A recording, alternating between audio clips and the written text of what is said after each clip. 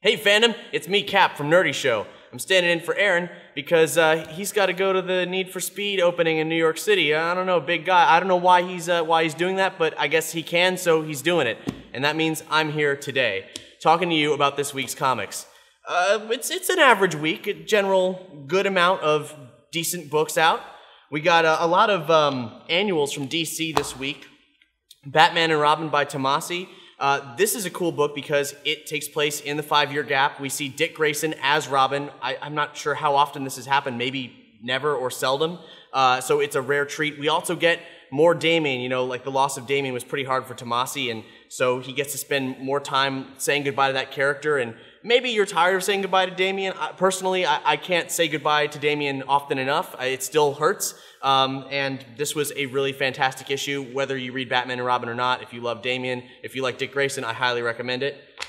Green Lantern Corps, this is an essential piece of the current storyline. So unlike the one-shot that was Batman and Robin, you definitely need to check this out.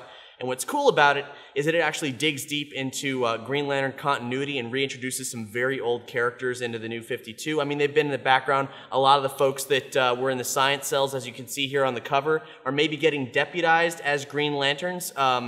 You'll see some, there's some surprises. I don't want to spoil it for you, but this is a very exciting book for any diehard fans of Green Lantern, and it's definitely one you got to read for the new storyline. Earth 2 Annual. Man, I gave up on this book a long time ago. It was crap. You couldn't ask me to read it. I wouldn't. But lately I've been hearing things about it. I've been hearing really compelling things about where it's been going. I mean, I dropped it early on, and I didn't look back. But lately Aaron's been telling me some things that made me want to look back, and I read this issue, and it was really cool. The Batman of Earth 2, it's Thomas Wayne, and in this issue we find out why and how it's Thomas Wayne. And, the New 52 gives us the Batman that the every person needs. It's awesome that we can have a book that offers up an Elseworld Batman this compelling. This is very cool and very fresh, and I think it's worth checking out whether you know what's going on with Earth 2 or not. Just think, this is a book about an alternate reality Batman. I should check this out. Aquaman. This is it's the second issue of Parker's run. And, he's taken over for Jeff Johns, starting on Aquaman. Aquaman has a lot of pressure riding on him of like, is this book going to be good now that it's not Jeff Johns anymore? Are people still going to think Aquaman's shitty? Well, I was on the fence about the first one. I like Parker a lot, but I didn't really know where it was going. It felt a little rough, but this one's stronger. You could say the book's getting its sea legs, right? Well, no, it's still good, and if you're liking Aquaman, I feel better about it now that I've read the second issue.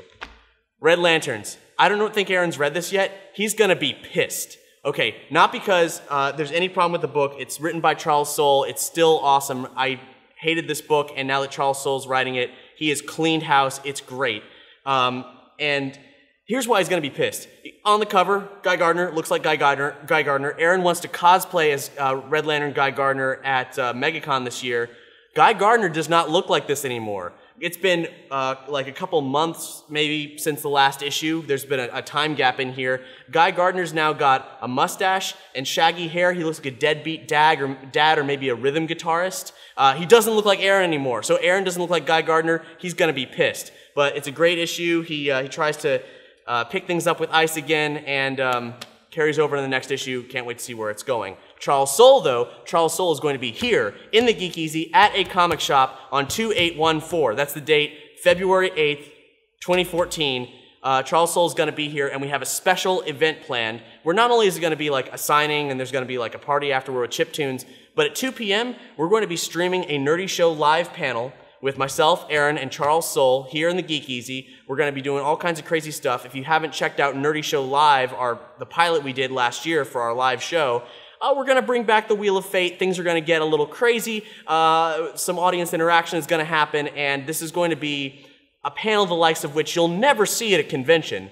So it's going to be streaming from nerdyshowlive.com at 2 p.m. Saturday, February 8th. And if you miss it, it's going to be up on YouTube shortly thereafter.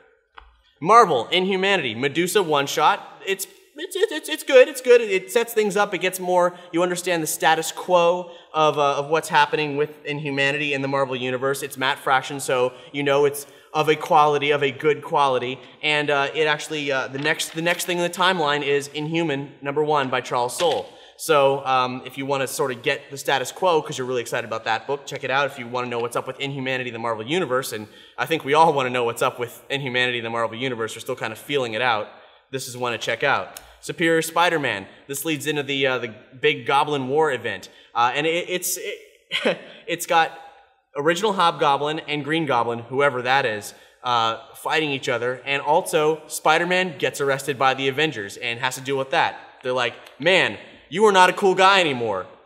Go to jail. Things are heating up for the Superior Spider-Man, and with the inevitable return of Peter Parker, we're starting to see how all of Doc Ock's world is falling apart. Guardians of the Galaxy. This is the first part of the trial of Jean Grey, but actually it's sort of background for all new X-Men. This book ends with the Guardians coming in to the Charles Xavier School run by Scott Summers. Then, oh man, we're too late. So, want to find out how they get to that point and have a lot of amazing interpersonal character dialogue and jokes? It's a great place to start. It's a fun read. And maybe pick up that last issue of All New X-Men to sort of get the full perspective on those two parties joining one another. Aaron wanted me to talk about Night of the Living Deadpool. I hadn't read the first one. I flipped through this. The art looks great. It looks like it's funny, and it's very well drawn. I wish I could say more, but Miracle Man #2. It's still written by the original author, Alan Moore. So we get three reprint stories of Miracle Man, and also more back matter. I was surprised at how much I liked the retro back matter from the first issue, but there's more of it here. It's still really cool, like lots of behind-the-scenes stuff, sketches, and so on. And here's a fun game when you're reading the old stuff. Every time Miracle Man activates his powers and you see a mushroom cloud, the sound effect is woof. So just imagine a dog barking every time he activates his powers. It's a fun game. Saga. This is the last issue before the new volume of Saga. That means we're going to have to wait a while, and that's going to be so sad. Won't spoil anything that happens in here. It might not be the cliffhanger you're expecting for a volume-to-volume book, but it's Saga. It's a great read. Lion Cat's on the cover. Fan favorite character. I mean, if you're reading Saga, you're reading Saga. If you're not reading Saga, you just don't know that you want to be reading Saga. East of West, still awesome. Still incredible art, all kinds of crazy stuff going on. Most importantly, Hickman introduces well, I don't know if the character's necessarily introduced in this issue, but we get a new player on the scene. It's the Crown Prince, John Freeman. And I don't know which nation this is. I found out they took out the map of nations in the back of the trade. I guess it was never there to begin with, but it was in the first issue. So I don't know. I don't remember which nation it is. I kind of need to reread all these in order, but it was action-packed and enjoyable, and the sci-fi indie kind of book you want to read, and maybe you want to also read Black Science, because Remender is delivering a book that it had a slow start for me, but by the second issue I was getting the rhythm, and even more so now. We need more awesome science fiction comics, and what can I say? The indies are delivering. Image has a lot of great books. Shout out to Catbug. Now, you could say a Catbug comic is just, pandering to fans, and you know what? It is. It totally is, but it's deserved because Catbug is cool. If you're not watching Bravest Warriors, you should probably watch Bravest Warriors. It's all on YouTube. It's all for free. And this is another great book by Kaboom with a bunch of fantastic artists and writers who you wouldn't normally see in the comic scene, getting their feet wet, doing their indie thing really well. So check out Catbug. Even if you don't know what Catbug is, it's a cute comic. It's a cute sci-fi comic. And last but definitely not least, Serenity, Leaves on the Wind. This is the thing we've all been waiting years for. Get ready for every brown coat you know to go completely mental. This book picks up directly after Serenity, the Firefly movie. This is it. This is maybe going to be the biggest book of the week. In comics, outside of comics, I assume anyway. This is huge. Everyone has been waiting for this. Legions of Firefly fans have been waiting for this.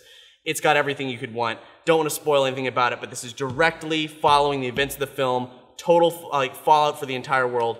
It's great. So, Charles Soule event 2814. How could you possibly forget that? That's the sector that the Green Lanterns patrol for Earth. He's going to be here 2 p.m. on Saturday, February 8th. We're going to be streaming a panel at nerdyshowlive.com.